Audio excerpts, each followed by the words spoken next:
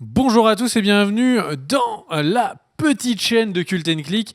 On est là pour parler avec l'ami Kerr de la série The Gifted. Alors on va faire une review très rapide parce que pour l'instant nous n'avons vu que le premier pilote. Le pilote n'est pas extraordinairement fourni et donc c'est pour ça que je pense qu'il faut faire court. L'ami Kerr va vous présenter un petit peu la série. L'ami Kerr, dis-nous tout. Alors, The Gifted, c'est une série X-Men. Alors, disons-le franchement, c'est une série Marvel qui nous place donc dans l'univers des mutants, des X-Men. Dans une période, alors moi j'ai eu un peu de mal à la situer dans la timeline X-Men. La seule chose qu'on sait, c'est que les X-Men ont disparu et qu'il reste sur Terre des mutants qui sont traqués. Alors, pas par des grandes sentinelles comme on avait pu voir dans le film. C'est comment il s'appelle celui-là? The Days of Future Past, voilà. Moi, j'ai mélangé absolument plein de trucs en même temps, mais dans Days of Future Past. Et c'est une série qui permet de suivre donc une famille dont le papa est une personne en charge justement de la traque des mutants et qui a deux enfants plus une femme. Et il va leur arriver un truc. On peut le dire ou pas? On peut le dire, oui. Bref, les deux enfants sont des mutants et il va devoir donc s'adapter à Moi, je ça. pense que c'est un énorme spoil. Bah non, c'est le pitch de la série. Et à côté de ça, on suit une troupe de mutants, donc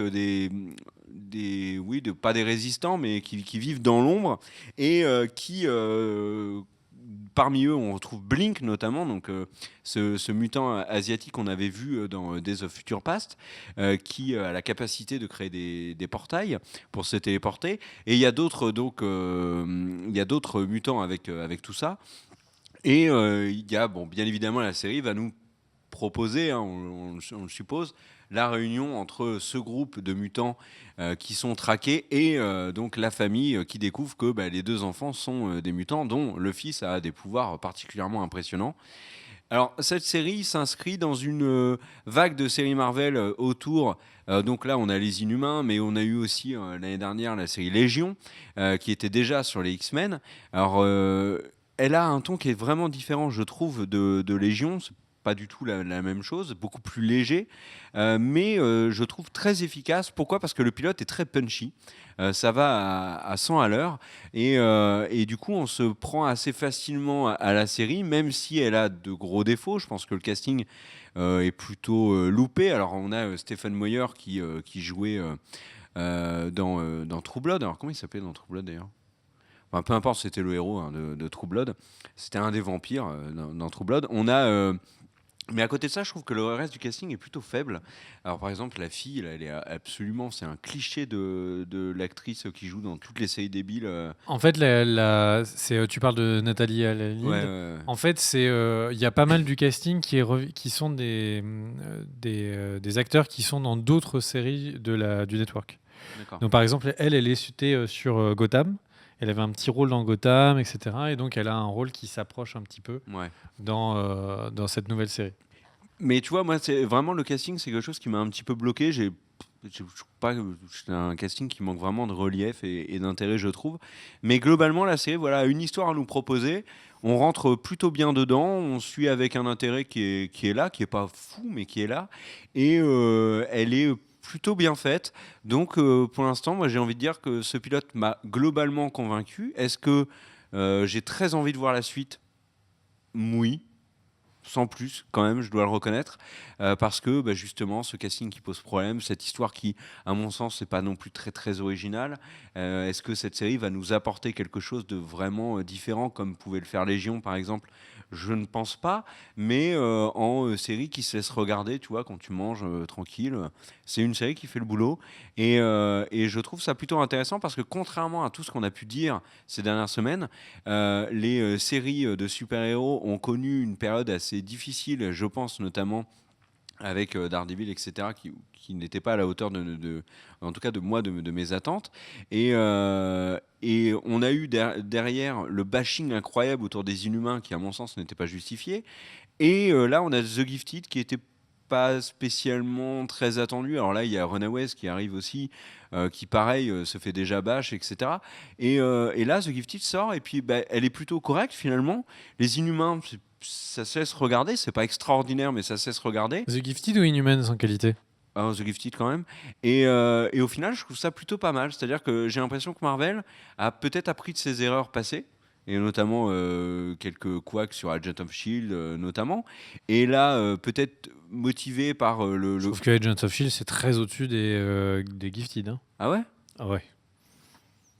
Ah bah, Pas saison 1, hein, mais saison 2, saison 3, Agents of Shield, c'est ouais, une mais moi vraie j'ai série. vraiment vu que la saison 1 quoi. Donc du coup je peux pas trop juger. Bah après si tu compares à Légion c'est clair que ça fait mal. Mais en série vraiment légère, tu vois tu mets The Gifted sur la CW et tu te dis bah c'est vraiment une bonne série de la CW. Hein. Ça met l'amende sévère à Supergirl et Le compagnie. pire, c'est Pocahontas. Tu sais, c'est l'Indien. Qu'est-ce qu'il est mal casté, lui. Oh mais non lui pour le coup il m'a pas gêné. En mode bodybuilder, tracker des ombres. Ah, il faut bien. Il y a des gens qui sont musclés, ils ont le droit de vivre. Regarde, moi, j'ai le corps sculpté. Est-ce que tu vas D'ailleurs, pour autant me rejeter? est-ce que tu vas réagir aux commentaires et montrer ce corps sculpté, du coup, dans la prochaine Pas du vidéo tout. Et donc voilà pour mon avis sur The Gifted. Toi?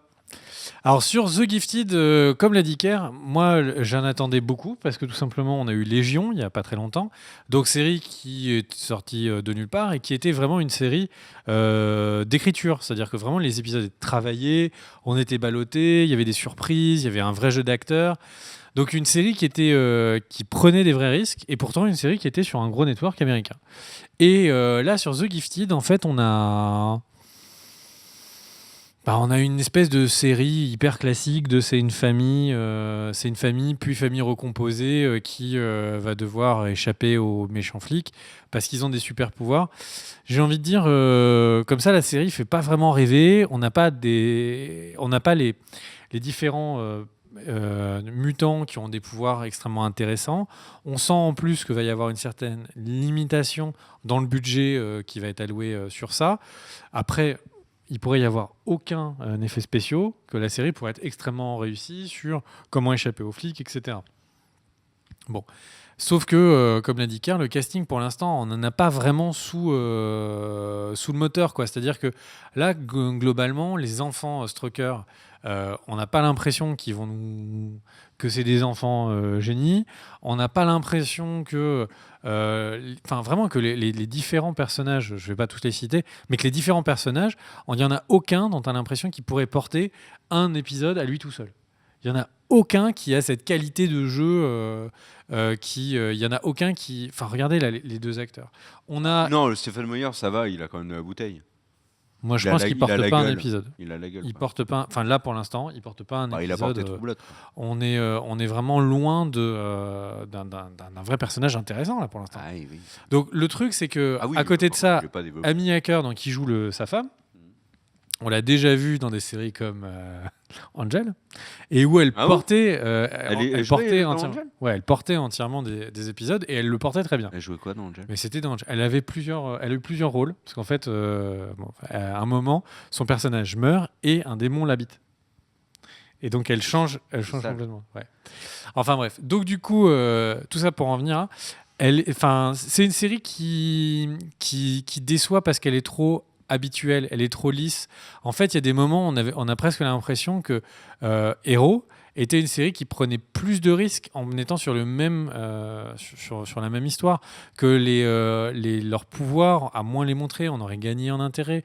On n'a aucun personnage dont on ne sait pas qu'est-ce qu'il est capable de faire. Tous, on a déjà en quelques instants quel est ton pouvoir, quel est machin. Il n'y a pas de mystère dans cette série. Ils veulent tout nous donner. Moi, les mystères, enfin les envies, l'envie que j'ai de continuer à regarder la série vient de trucs qui sont complètement périphériques à la série. C'est-à-dire pourquoi les X-Men ont disparu. Est-ce qu'on aura la réponse là-dedans? Ça, c'est intéressant. Est-ce que du coup, si on a la réponse dans The Gifted, est-ce qu'on a la réponse pour un des prochains films? Est-ce que vraiment c'est un univers connecté? Pour l'instant, on n'a pas l'impression. On a le nom de la famille qui est pourchassée. C'est la famille des Strucker. Le nom Strucker, c'est un nom qui est connu dans l'univers Marvel, du baron von Strucker, qui était un des grands barons, un des chefs d'Hydra, je fais super simple.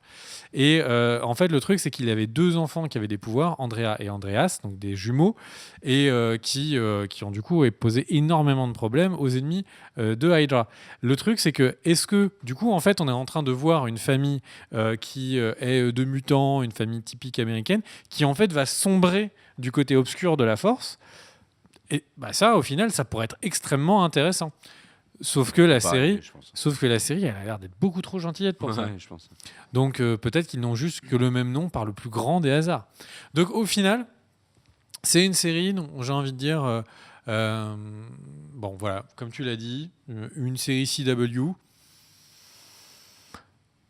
J'ai envie de dire, elle va, pardon, elle va épisode 5, tu vois, jusqu'à l'épisode 5. Elle nous dira très clairement où elle ira.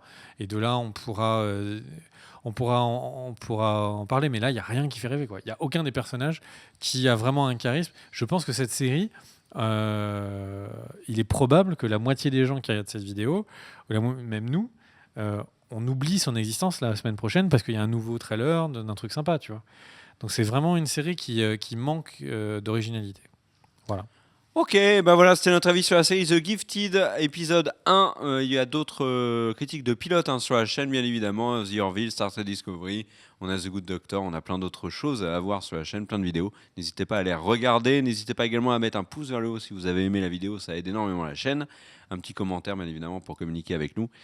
Ces derniers jours, j'ai eu beaucoup de mal à répondre aux commentaires, mais je vais faire des efforts dans les jours qui viennent. J'ai eu des soucis de santé. Il nous l'a promis. Et n'hésitez pas aussi, bien évidemment, à partager, car le partage, c'est La vie. Et voilà, et on fait des bisous. Ciao! Des bisous. Ciao, ciao. Let's go!